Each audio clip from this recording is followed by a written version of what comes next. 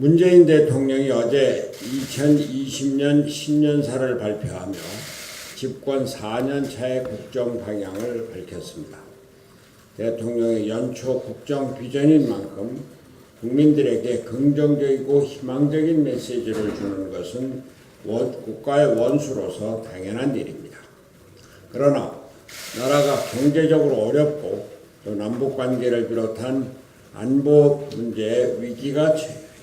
문제가 위기에 처해 있는 현실에서 대통령의 말씀은 국민의 기대에는 어긋난 것이었습니다. 국민들은 대통령의 솔직한 현실인식과 국정 철학의 대전환을 기대했습니다. 국정 운영의 절반을 넘기고 반환점을 돌아선 지금 반전의 획기적인 결단을 기대했던 것입니다. 그러나 문재인 대통령의 신년사는 여전히 현실과 동떨어진 인식 그리고 보고 싶은 것만을 보는 자화자찬뿐이었습니다. 좌편향 이념에 갇힌 문재인 대통령의 인지 부조화는 이제 실망을 넘어서 우려스러운 수준에 이르렀습니다. 안타까운 일입니다.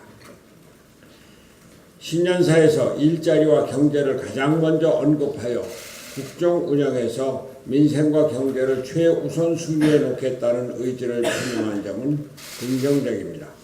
그러나 경제 개선의 핵심인 노동개혁과 규제개혁 등 구조개혁에 대한 고민은 전무한 점이 아쉽습니다. 문재인 대통령은 오히려 일자리가 뚜렷한 회복세를 보이고 있다며 경제정책에 대한 자화자찬에만 급급했습니다. 문재인 대통령은 그 근거로 역대 최고의 고용률을 들었습니다. 그러나 실상은 국가 재정을 투자하여 60대 이상 주 36시간 미만의 단기 알바성 일자리가 급증한 탓이라는 사실을 이제 우리 국민 모두가 다 잘 알고 있습니다.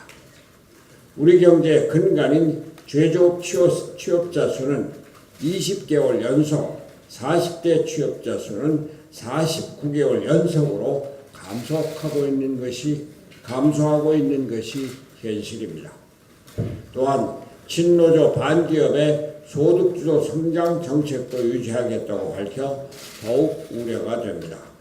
문재인 대통령은 주 52시간제의 원칙을 지원하고 최저임금 결정체계의 합리성을 높이겠다 하면서 노동이 존중받는 사회를 만들겠다고 선언했습니다. 그러나 정부의 과도한 친노조 성향으로 인해 우리 기업들이 제대로 활동을 하지 못하고 기득권을 놓고 벌어지는 노노 갈등으로 인해 노동 생산성은 OECD 최하위권에 머물러 있습니다.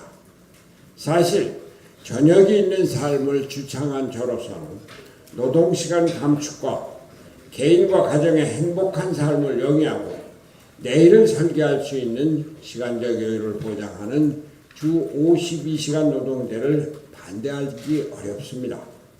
그러나 문제는 기업체의 지불 능력을 감안하지 않는 노동시간 단축 제도는 저소득 노동자의 임금 감소와 기업 운영에 어려움을 더하고 지금과 같은 세계적인 기술 경쟁의 시대에 대한민국의 경쟁력을 감소시킬 위험이 있어 노동시간 단축은 점진적으로 기업 환경에 맞게 유연하게 적용해야 할 것입니다.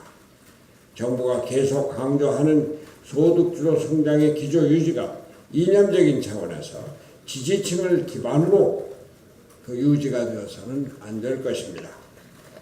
경제는 시장에서 움직이고 일자리는 기업이 만듭니다. 지금은 무엇보다 시장과 기업의 활력을 되찾아줄 수 있는 철학과 정책의 대전환이 절실한 시점입니다. 문재인 대통령은 취임 이후 지속적으로 비판받던 소득주도 성장론의 이념적인 틀을 아직도 벗어나지 못한 것으로 보여서 안타까움을 금할 수 없습니다. 신년사에서 드러난 더 심각한 문제는 문재인 대통령의 대북관입니다. 문재인 대통령은 신년사에서 김정은 위원장의 방한과 함께 독자적인 남북 경협 사업을 제안하였습니다. 문재인 대통령이 계속 주장해온 한반도 운전자론과 평화 구상을 적극적으로 구체화한 것입니다. 그러나 이 역시 1년 새 급변한 한반도 정세와는 맞지 않습니다. 해리 해리스 주한미 대사도 문재인 대통령의 제안에 대해 미국과의 협의하에 이루어져야 한다고 밝혔다고 합니다. 작년 2월 북미 하노이 정상회담의 결렬 이후 북미 대화가 교착됨에 따라 남북관계 또한 급속히 경색된 상황을 냉철하게 인정하는 것에서부터 시작되어야 합니다. 대북관계의 기본인식의 변화가 있어야 합니다.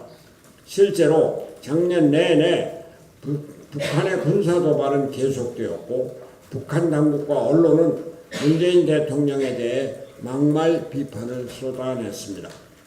김정은 위원장은 작년 말에 있었던 조선노동당 전원회의 발언에서 남북관계를 단 한 차례도 언급하지 않았다고 합니다.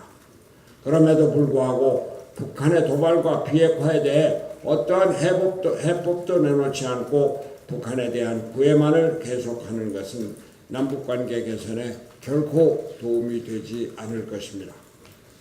한반도 평화는 우리가 추구해야 할 과제이지만 한반도 문제의 당사자로서 북한에 할 말은 해야 우리의 국익을 수호할 수 있습니다. 문재인 대통령은 종북적인 대북관을 버려야 한반도 문제 해법을 찾을 수 있을 것입니다.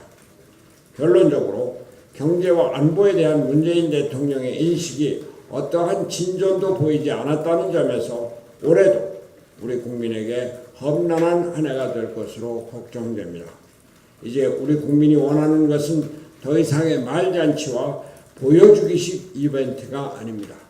문재인 대통령의 취임 이후 실패한 국정에 대한 자기 반성과 그에 따른 철학의 대전환입니다. 새해를 맞아 문재인 대통령이 그간의 국가 운영에 대해 반추해보는 시간을 가지기 바랍니다.